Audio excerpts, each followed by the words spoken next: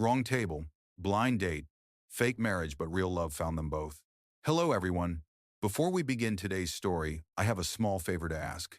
Please hit subscribe and turn on the notification bell so you never miss our channel's new videos. It is quick, free, and the best way to support us in bringing you more dramatic stories. Your support means the world to us.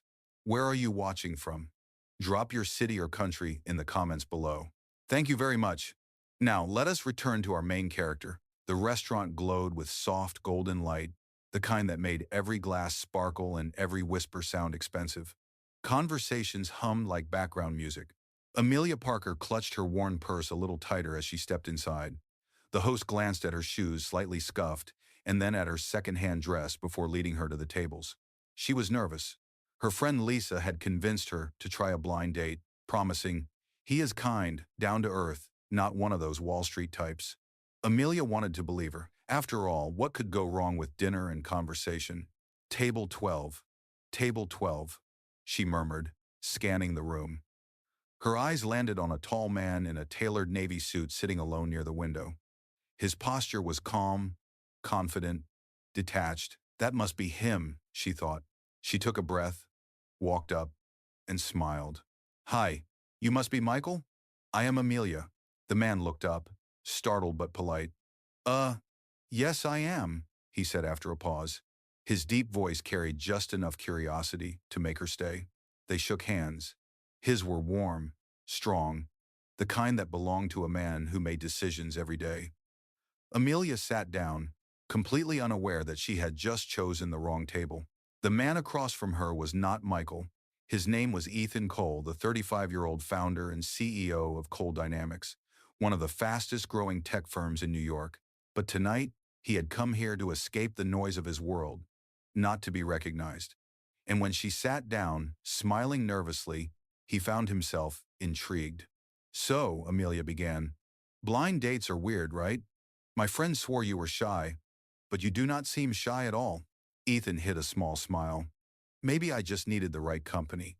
Her laughter eased the tension. She talked about her job as a florist assistant, her late rent, her dream of opening a small flower shop one day. Ethan listened, fascinated by her honesty. There was no pretense in her eyes, no calculation, just warmth. When the waiter came, she reached for the check out of habit. Ethan stopped her gently. "Please let me." She hesitated. "Only if you promise it is not a pity thing." "It is not," he said softly. "Consider it a thank you for making a long day feel human again. Desisting as that was rider and sepity is rider. Infection and a passant ad abonnement." They lingered a few minutes more, both unaware that destiny was already scripting something bigger.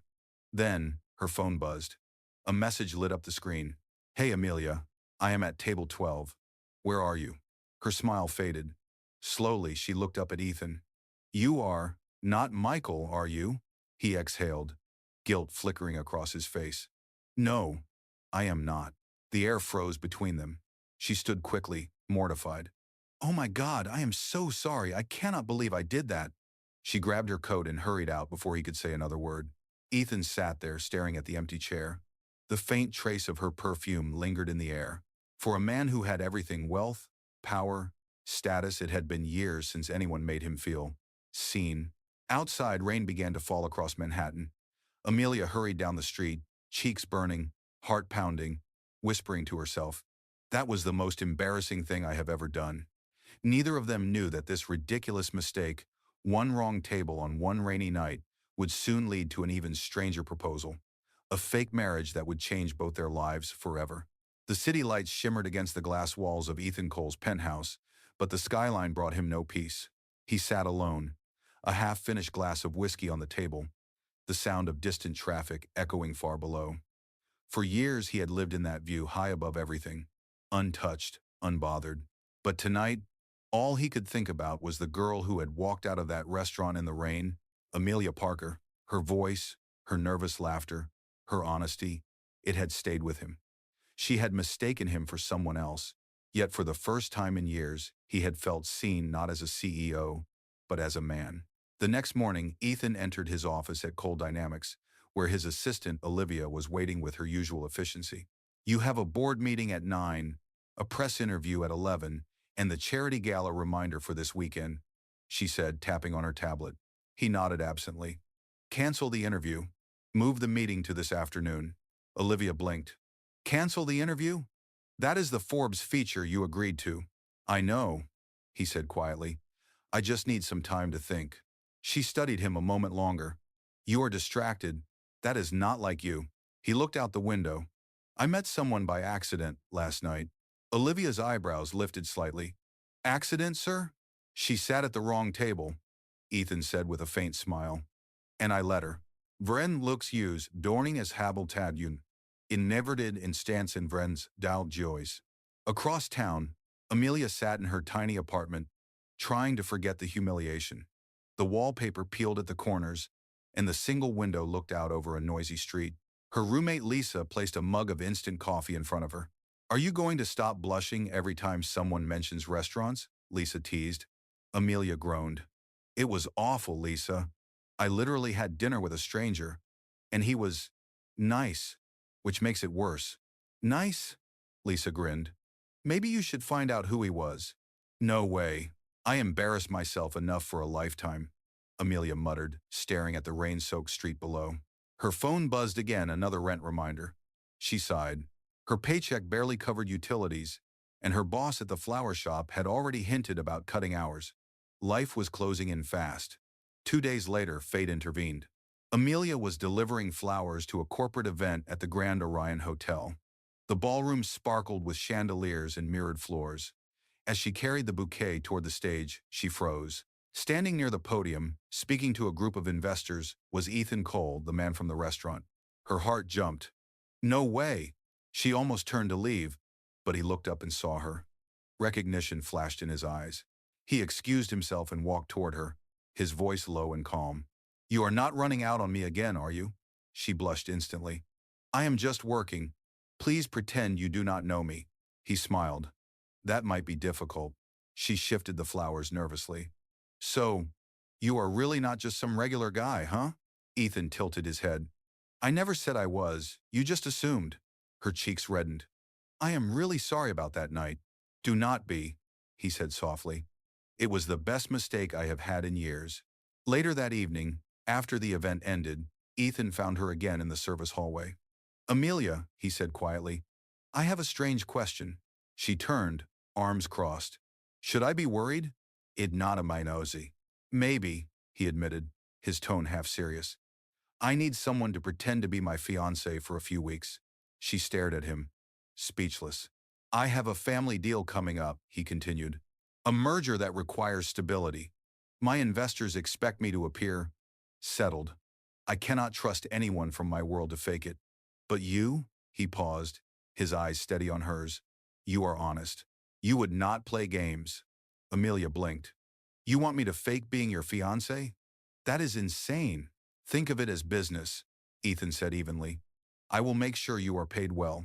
You will not owe anyone anything. You will just help me survive this deal. In quoted as Setted Truzen, the hallway fell silent except for the distant sound of music from the ballroom. Amelia hesitated, torn between pride and desperation. Her rent, her debt, her dreams, they all collided inside her chest. Finally, she whispered, What are the rules?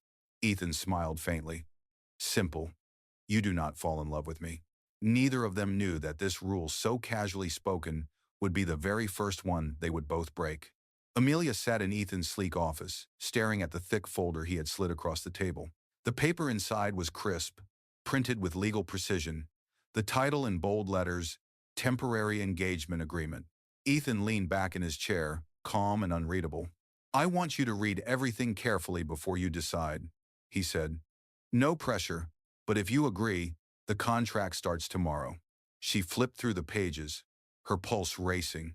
There were real terms, real money, a generous payment enough to clear her debts, her rent, and maybe even start her flower shop. But there were also rules. Rule number 1, she read aloud. No romantic involvement. Ethan's lips curved slightly. That one is very important. Rule number 2, attend 5 public events together as a couple. He nodded. Gala dinners, business meetings, family brunches. I need you by my side convincingly. She kept reading. Rule number 3, no interfering in each other's personal life.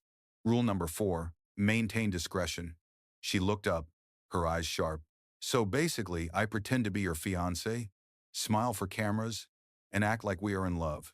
Exactly, he said smoothly. It is a transaction. You help me, I help you. Amelia hesitated. Why me? You could hire an actress, a model, anyone. Ethan's expression softened for the first time. Because you are not pretending to be kind. You just are. Her chest tightened. She wanted to refuse, to keep her dignity intact, but reality was heavier. Bills, rent, survival all lined up like invisible chains. She sighed. Fine. But I will need everything in writing. The other brain to getting the breaded was Appens. It already is, Ethan replied. The next morning, Amelia stood before a mirror in a boutique filled with light. A stylist adjusted the sleeve of her new dress, silk, pale blue, worth more than her entire apartment. Her reflection looked like someone else entirely. Ethan walked in, dressed sharply in a charcoal suit. For a moment he said nothing. Then he smiled faintly. You clean up well, Miss Parker. She laughed nervously. I feel like a fraud. That is the point, he teased. He escorted her to the waiting limousine, its doors shining like liquid glass. As it rolled through Manhattan, she watched the world outside cafes, neon signs, umbrellas swaying in the rain, and wondered what she had just agreed to. Where are we going first? She asked. My family's charity gala, he said, eyes on the passing city. It is important, everyone will be watching. She swallowed hard. And what if I mess up? Ethan glanced at her, his tone suddenly gentle. Then I will mess up with you. The Grand Whitmore Hotel glimmered under crystal chandeliers. Cameras flashed, laughter filled the air, and the scent of champagne drifted through the ballroom. When Ethan placed his hand lightly on Amelia's back, guiding her forward, she felt every eye turn toward them. Smile, he whispered. You are supposed to be the woman who captured the heart of a billionaire. She tried, though her pulse thundered in her ears. People greeted Ethan with admiration, but they also looked her over, curious, judgmental, skeptical. One woman leaned close and said in a hushed voice, You are not the usual type he brings around. Amelia smiled politely. Maybe he was tired of the usual type. Ethan overheard and chuckled under his breath. Later, during a toast, he raised his glass and, without warning, said to the crowd, This is Amelia Parker, the reason I believe some mistakes are meant to happen. The room broke into soft applause. Amelia froze, unsure if he was joking or sincere. But when she looked up at him, his gaze was steady, almost protective. For the first time, she forgot there was a contract between them. As the night went on, Ethan leaned close and whispered, See, you survived your first test. She smiled faintly. Barely. Then we will keep practicing, he said. And as the music swelled and the lights danced across the ballroom, neither of them noticed how naturally their hands found each other, no longer part of the act, but something quietly real beginning to form. By the next week, Amelia had entered a world she never imagined. Chauffeurs, designer fittings, formal invitations, and endless lessons on how to carry herself like a fiancée of a CEO. Ethan had arranged everything with his usual precision. There were etiquette sessions, posture coaching, even media rehearsals. She practiced introductions, hand placements, and polite smiles until her cheeks hurt. Still, she could not help laughing at herself. I am a florist who once spilled coffee on a customer, she told the stylist. Now I am supposed to look like I belong in a mansion. When Ethan came to pick her up one morning, she was sitting by the dressing mirror, hair pinned neatly, wearing a soft beige gown. For a long moment he said nothing. Then he spoke quietly. You look perfect. Amelia caught his reflection in the mirror. Perfect is a big word, Mr. Cole. He smiled faintly. So is honest. Yet you keep being both. That evening, they attended a board dinner with Ethan's top investors. The restaurant gleamed in gold and glass, and everyone there spoke in numbers, mergers, and deals worth millions. Amelia felt out of place again, her hands trembling under the table. When the waiter poured wine, she accidentally knocked her glass, spilling crimson liquid across the white tablecloth. A few executives gasped. One of them muttered, Well, that was graceful. Amelia flushed red, whispering an apology. But before the awkwardness could thicken, Ethan chuckled softly. That is my fault, he said, picking up his own napkin. I said something funny, and she laughed too hard. The tension broke. Laughter rippled through the table. And just like that, the room warmed again. Ethan leaned close and murmured, Mini crisis handled. You did well. She shot him a glance. You saved me, he shrugged. You are under my protection now. Contract terms. Her lips curved slightly. I do not remember that clause. Then consider it an amendment, he said with a grin. Later that night, back at his penthouse, Amelia stood by the window looking out at the lights of the city below. Ethan joined her, holding 2 mugs of tea instead of wine. The silence between them was comfortable for once. You really love this view, do you not? She asked. It reminds me that everything I built is still below me, he said quietly. It keeps me from thinking about what I lost along the way. She turned toward him, sensing a crack in his composure. What did you lose? He hesitated, then exhaled. Trust.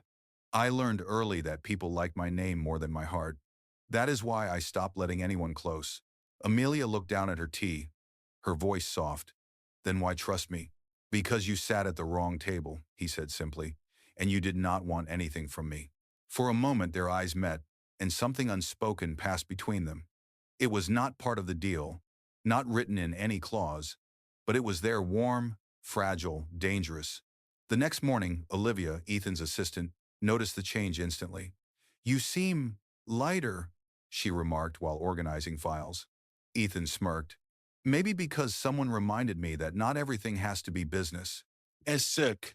By the end of the week, gossip columns were filled with photos of Ethan and Amelia, at events his hand resting gently on her back, her laughter caught in perfect mid-frame. Social media called them the perfect power couple. Amelia, however, knew the truth.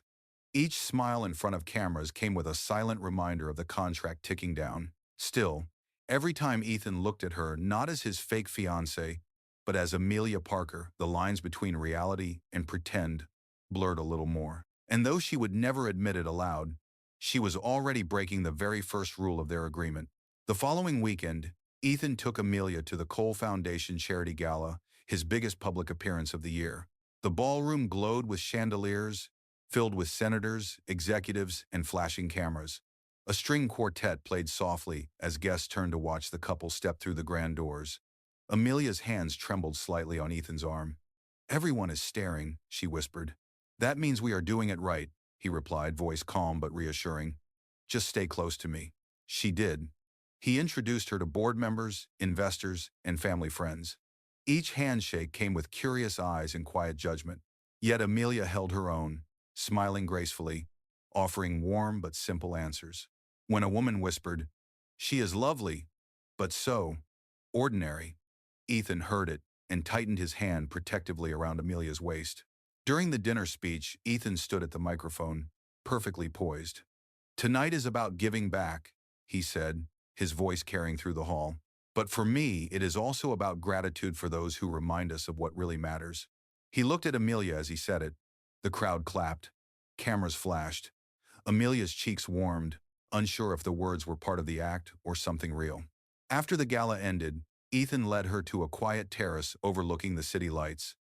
The night breeze brushed through her hair, and for once, there were no reporters, no investors, no script to follow. You handled yourself perfectly tonight, Ethan said softly. Barely, she murmured. I almost spilled champagne on a senator. He laughed quietly. You are honest, nervous, and completely real. That is why they could not take their eyes off you. She looked at him curiously. Do you always say things that sound like they mean more than they should?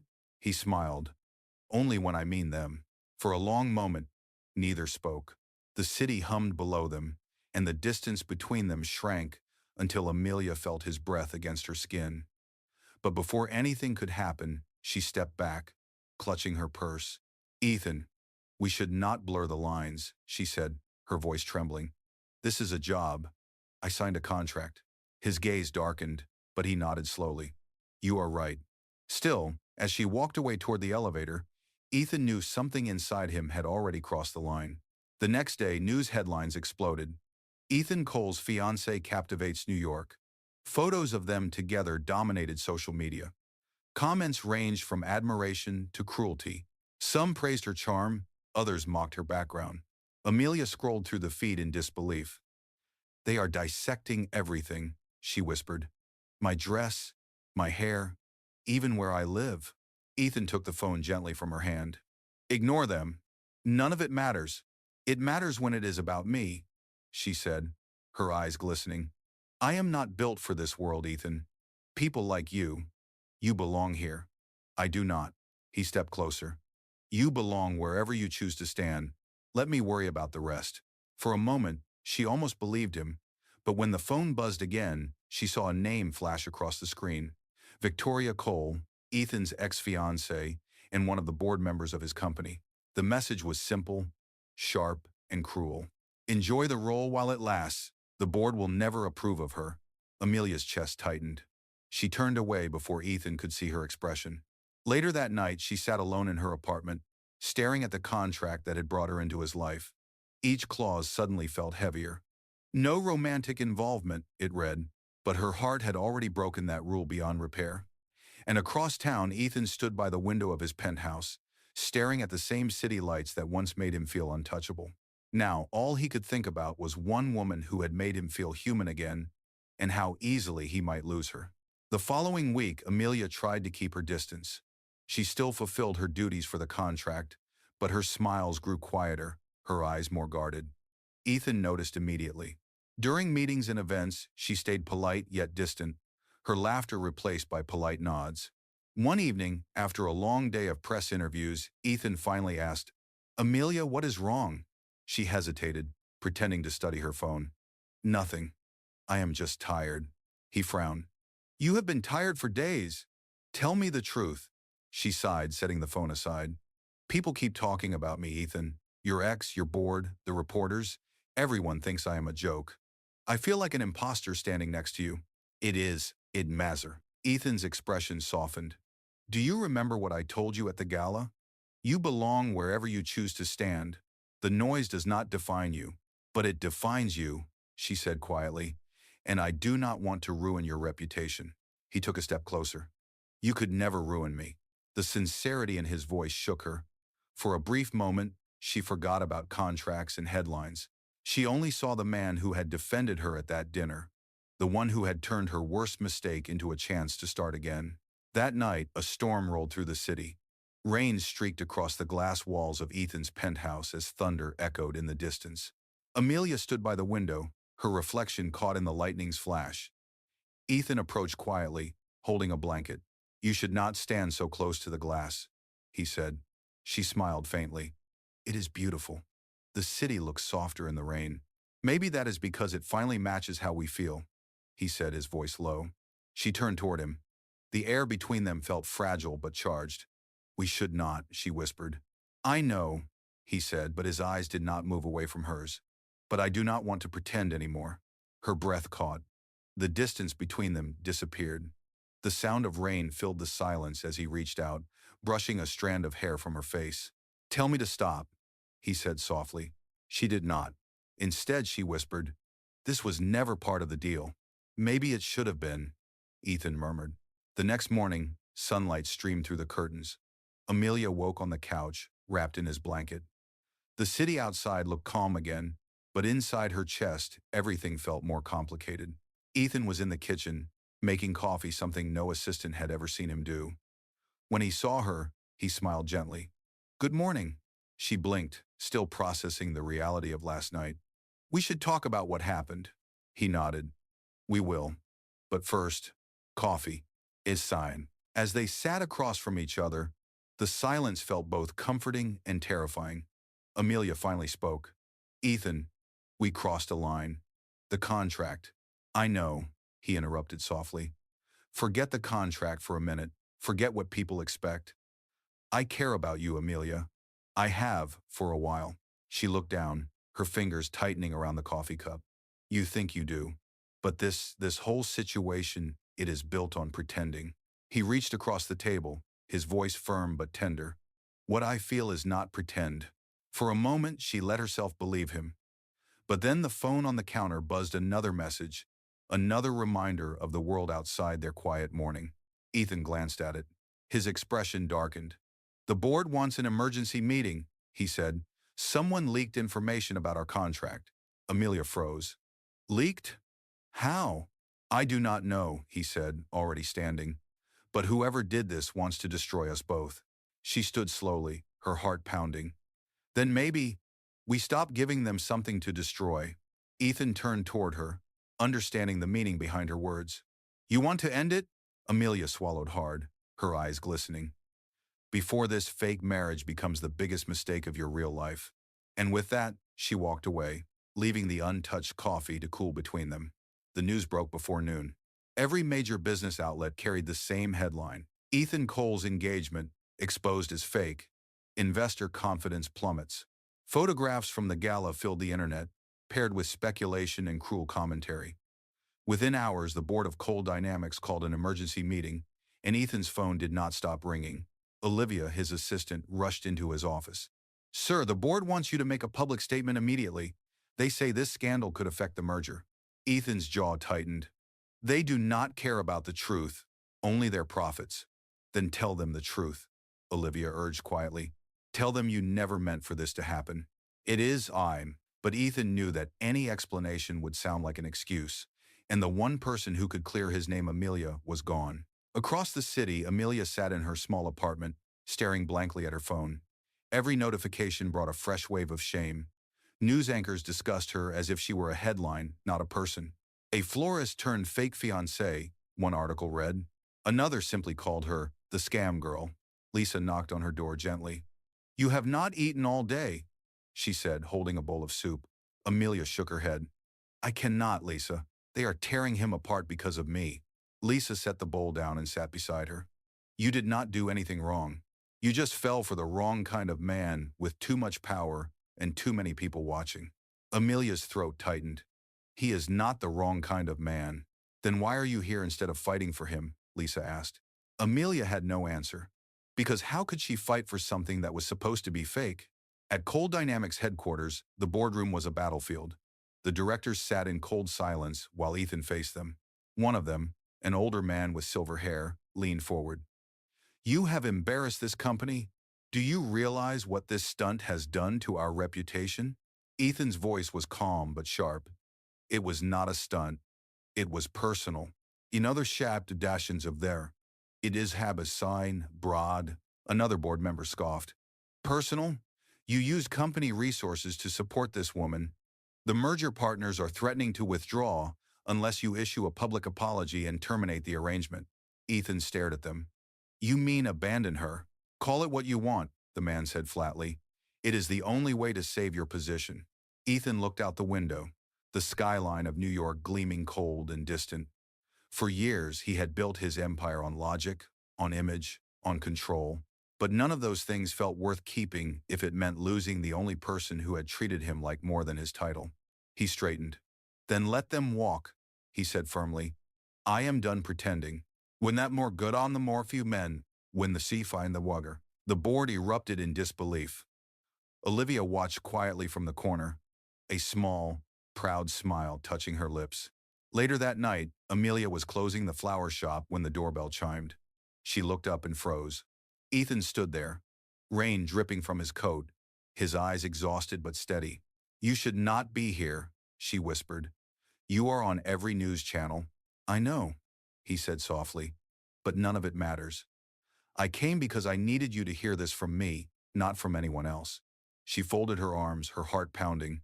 "What did you come to say?" "That the merger is off. The board can do whatever they want.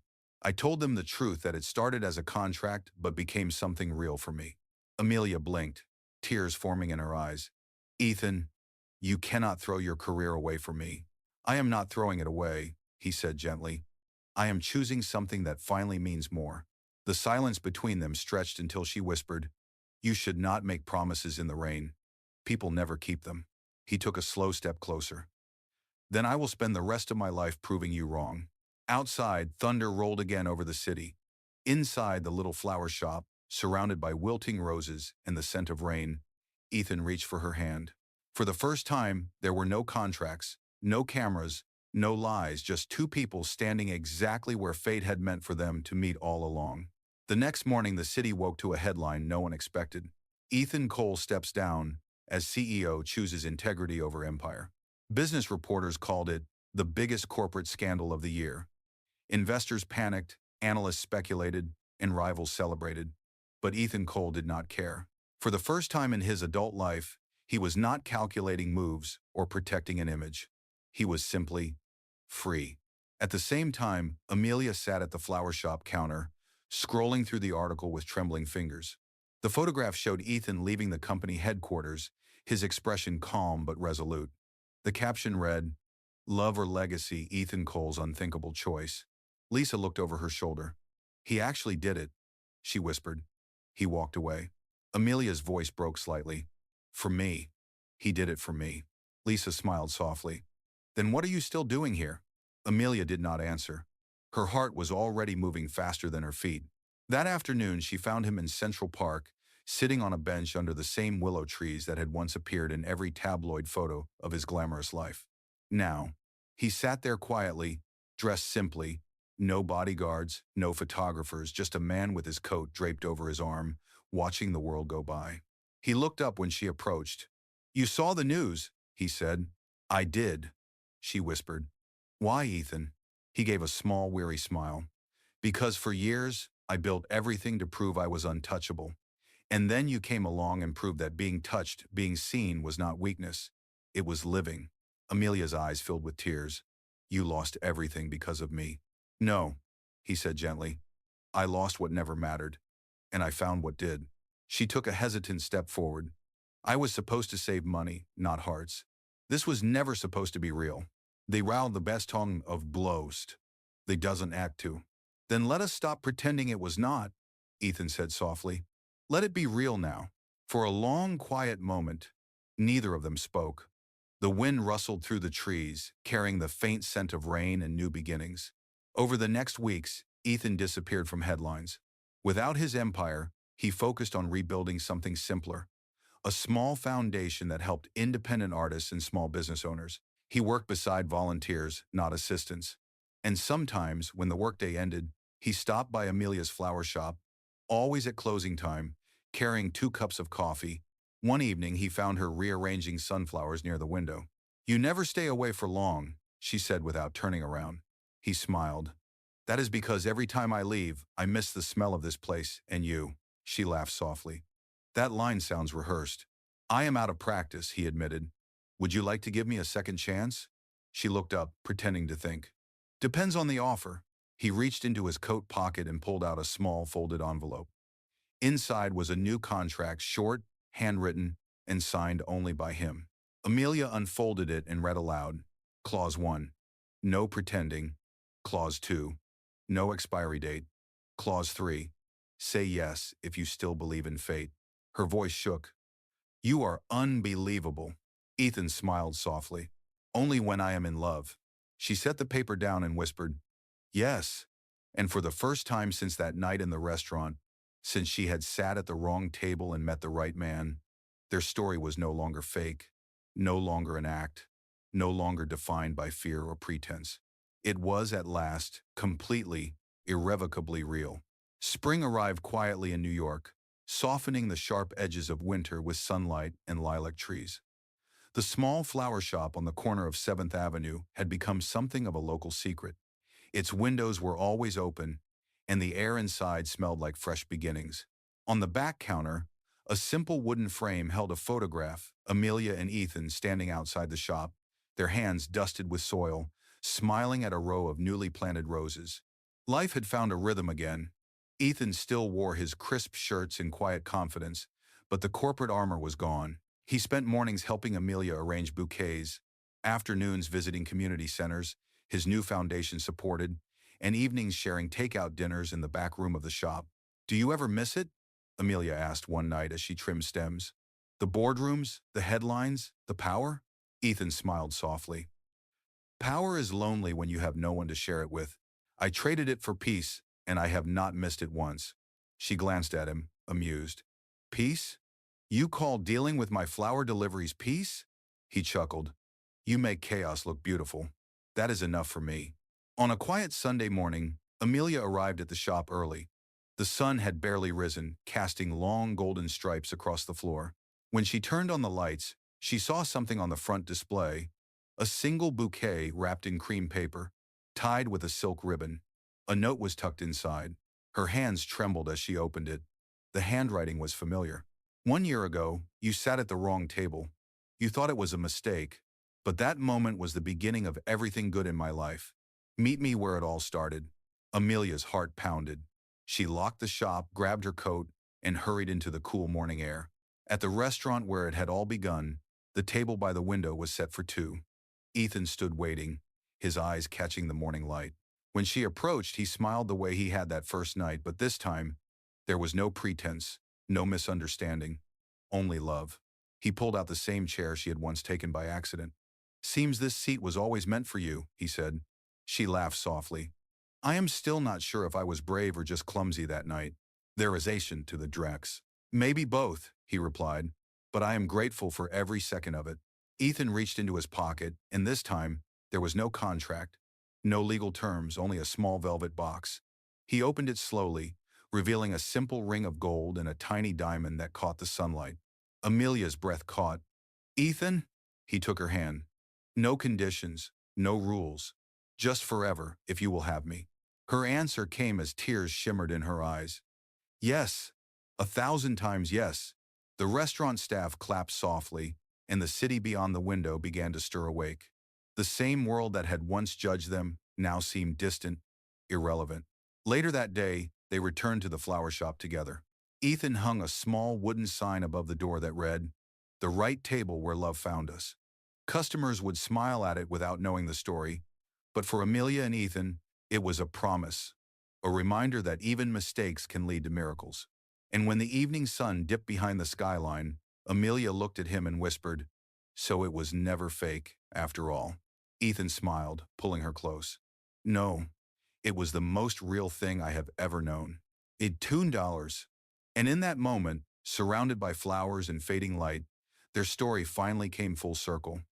A story born from a wrong table, a fake marriage, and a love that proved truer than either of them had ever dared to imagine.